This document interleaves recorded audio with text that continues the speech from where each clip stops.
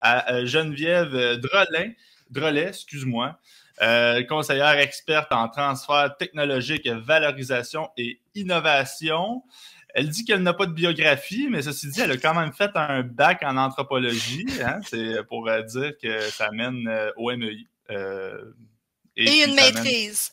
Et une maîtrise. Oui, j'y arrivais, mais je voulais mettre de l'accent sur un bac en anthropologie. Bravo d'avoir fait ça d'ailleurs. J'ai une amie qui savait essayer, puis c'est pas évident. C'est cool, parfait. Donc, Geneviève du MEI va nous parler un peu de comment est-ce que le MEI peut un peu s'intégrer dans tous ces projets ou comment est-ce qu'ils peuvent aider. Donc, je pense qu'elle a une présentation que je vais partager et dont je vais aussi changer les slides quand tu vas me dire « OK, change ». C'est bon?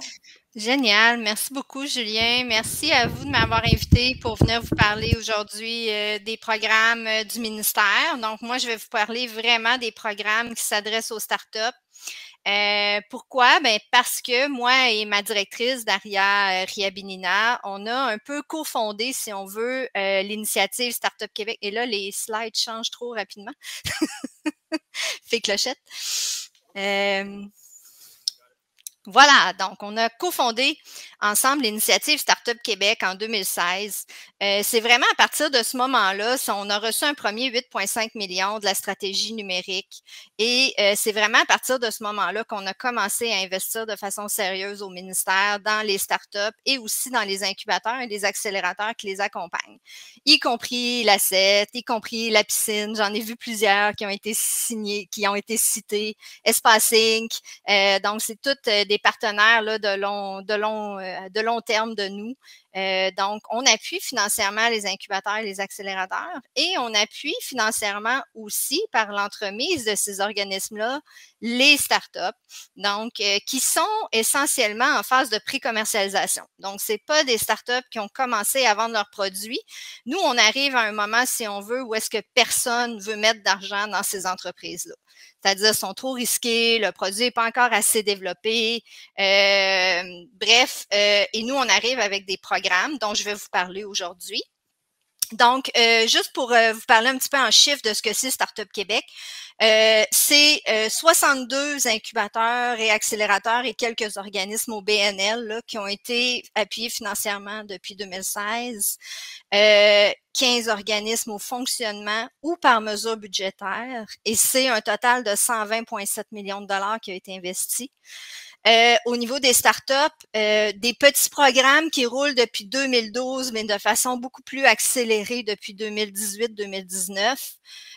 166 projets d'innovation, 181 bons d'incubation, 19 projets primo-adoptants, donc un total de 13,1 millions de dollars en subventions d'investis dans les startups jusqu'à présent.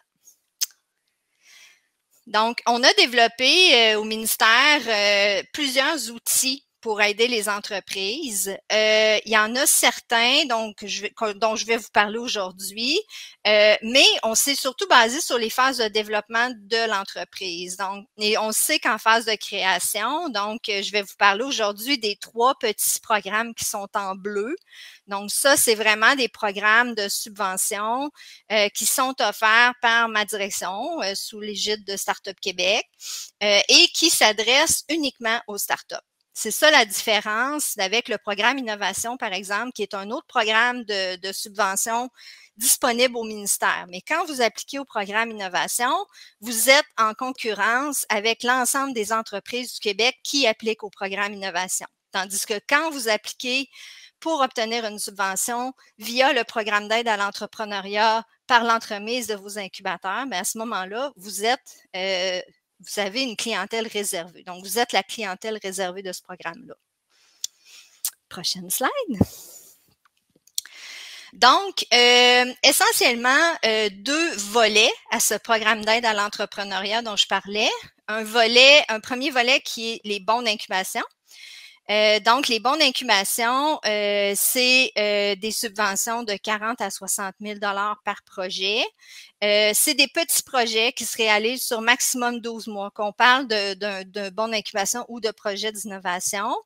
Et il y a des dates de dépôt qui reviennent en continu. Donc, c'est pas un programme où il y a une ouverture par année puis il faut sauter dessus. Il y a des dates de dépôt qui reviennent en continu. Jusqu'à tout récemment, c'était à tous les 2 mois.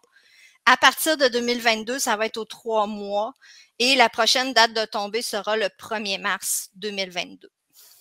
Les projets d'innovation des startups, alors là, on est dans des projets où on a des subventions un petit peu plus élevées, entre 50 000 et 150 000 c'est encore des projets sur 12 mois et toujours par appel de projet. Et là, je vais les décliner, donc vous les expliquer un petit peu plus dans le détail dans les prochaines slides.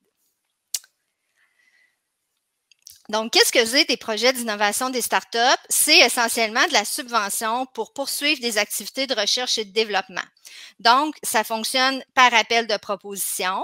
La plupart du temps, thématique. Donc, par exemple, on va lancer un appel de proposition pour appuyer financièrement des projets d'innovation de startups en intelligence artificielle, en quantique, pour l'utilisation des données ouvertes, pour des bioprocédés industriels. Donc, on a différents appels de propositions thématiques comme ça.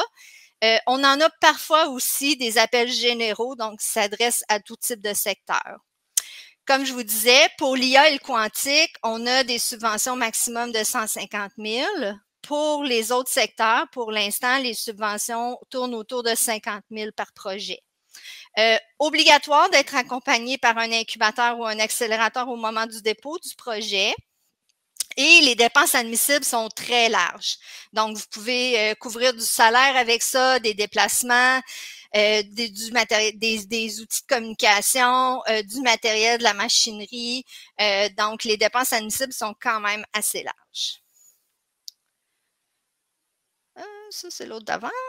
Voilà. Les bons d'incubation. Donc, les bons d'incubation, qu'est-ce que c'est en fait? C'est encore une fois une subvention qu'on vous donne pour couvrir des services professionnels, des dépenses liées à des services professionnels très spécifiques que n'offre pas votre organisme d'accompagnement.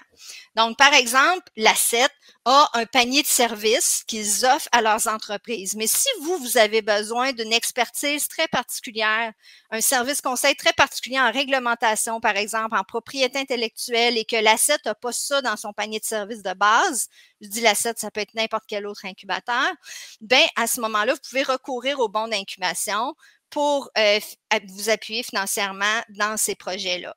Donc, c'est 50 000 ou 60 000 selon le secteur dans lequel vous êtes et si vous êtes dans une situation où vous faites un pivot dans votre entreprise ou pas. Il y a des frais plafonds, bien sûr, mais en général, les consultants rentrent pas mal dans ces frais plafonds-là. Les dépenses admissibles, ben, c'est uniquement de l'honoraire professionnel et aussi parfois des frais d'accès à des laboratoires de recherche ou de prototypage, donc selon le type de besoin. De l'autre côté. Donc, quels sont les services couverts par les bons d'incubation? J'en parlais tout à l'heure. Donc, tout ce qui est élaboration d'un plan de R&D ou de commercialisation de la technologie, ce service-là peut être rendu par votre incubateur, entre autres. De l'accompagnement pour des aspects réglementaires liés à l'introduction d'une technologie innovante dans un marché spécifique. Des services de protection de la propriété intellectuelle, de l'intelligence de marché, des frais légaux et de l'accès à des laboratoires ou à des services de prototypage. Donc, ça, c'est les bons d'incubation. Les primo-adoptants, je pense que c'est ça qui nous intéresse aujourd'hui. C'est un peu pour ça qu'on a été invités au départ pour venir vous en parler. Donc, qu'est-ce que c'est les primo-adoptants? C'est des collaborations, bref, entre des startups et des entreprises établies pour leur permettre aux startups de peaufiner des innovations technologiques in situ. Donc, en collaboration avec un éventuel primo-adoptant. C'est pas une subvention à l'achat. Donc, parce que comme je vous disais, c'est vraiment pour des entreprises qui sont en phase de pré-commercialisation. Mais parfois, ta technologie est quand même assez bien avancée dans son développement, mais on a besoin parfois d'aller tester la chose sur le terrain avec des partenaires. Et c'est exactement là où arrive le programme Primo-Adoptant. Donc, ça s'adresse, le primo-adoptant peut être de tout type d'entreprise. Ça peut être une petite, une moyenne ou une grande. On en a eu des 3 sortes dans les 19 projets dont je vous ai parlé. Donc, votre primo-adoptant peut être situé au Québec, mais il peut être situé aussi n'importe où ailleurs dans le monde.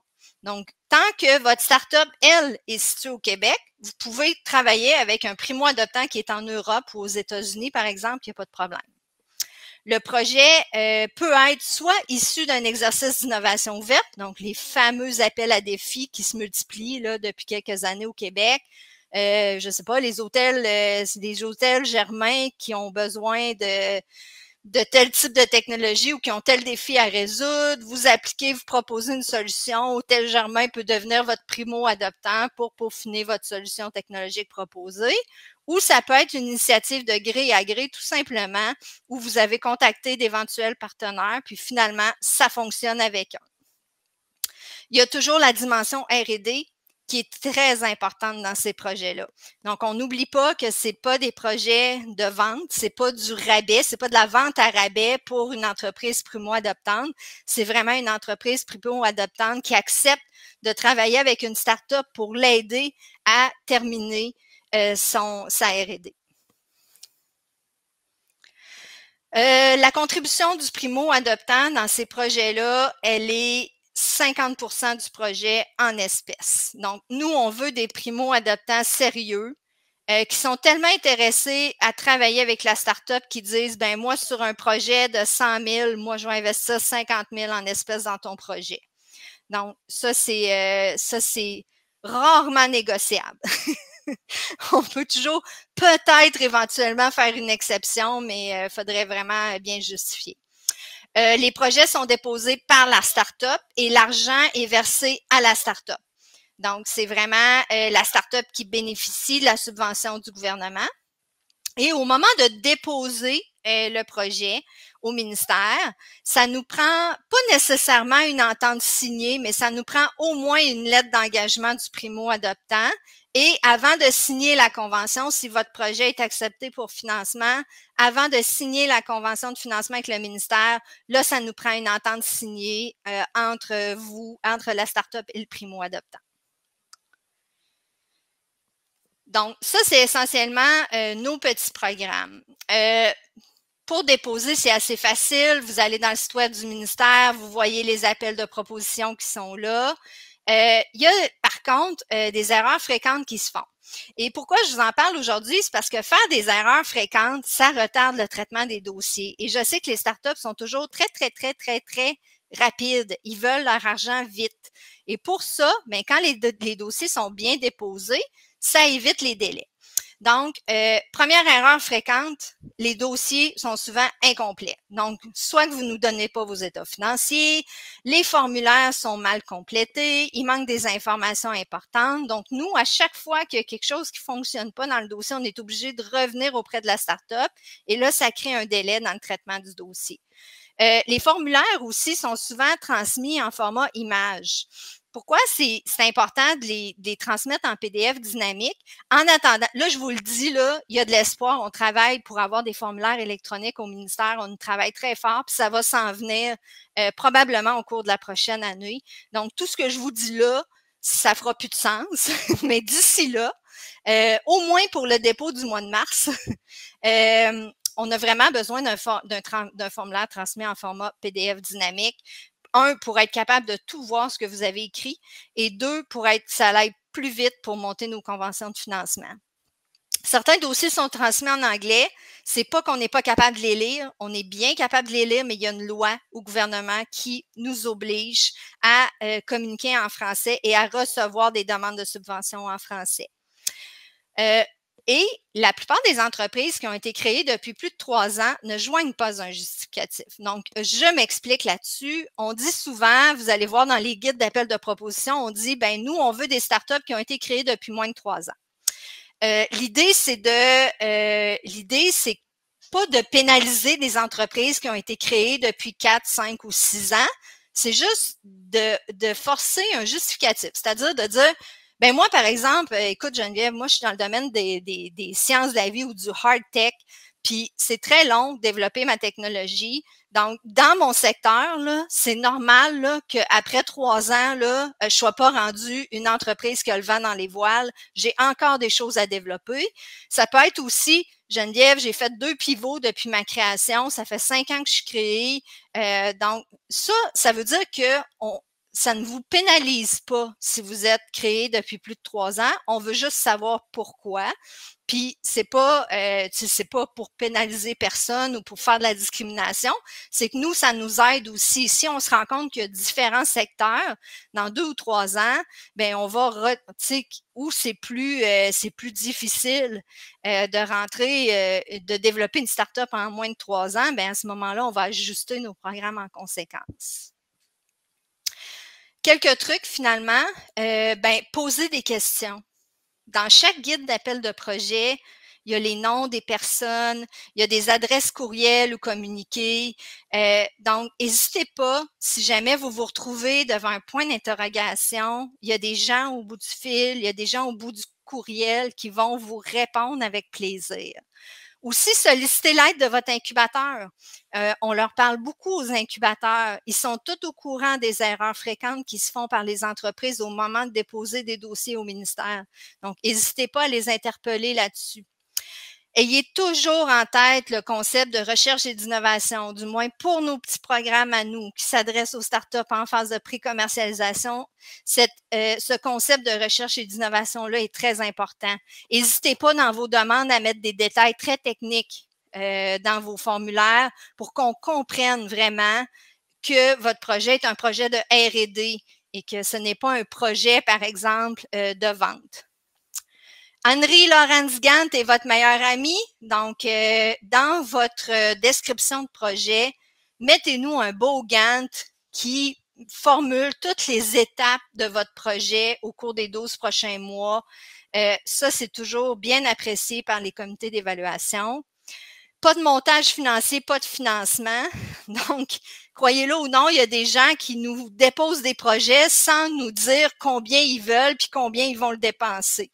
Ça, c'est un problème. Donc, en général, un montage financier, on vous explique bien dans le guide comment le faire avec c'est quoi vos sources de financement du projet, puis c'est quoi vos dépenses prévues pour le projet. Puis là, on s'entend que on n'est pas là, on ne va pas vous pénaliser là si jamais vous avez prévu une dépense puis que finalement, ça ne se passe pas tout à fait comme c'était prévu dans le montage financier initial. L'idée, c'est d'avoir un plan puis de savoir où est-ce qu'on s'en va.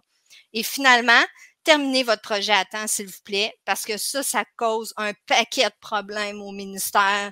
Quand, par exemple, on est supposé vous faire votre dernier versement pour votre subvention puis que finalement, le projet n'est pas terminé, là, il faut refaire un petit peu de détails administratifs. Vous haïssez ça, puis nous autres aussi. Fait que si c'est un projet qui est prévu sur 12 mois, essayez de le livrer en 12 mois. Vous avez ici les coordonnées de mes 2 collègues, donc Charles qui s'occupe des bons d'incubation et Claude qui s'occupe des projets d'innovation et de primo-adoptants. Donc, n'hésitez pas à les interpeller si vous avez des questions.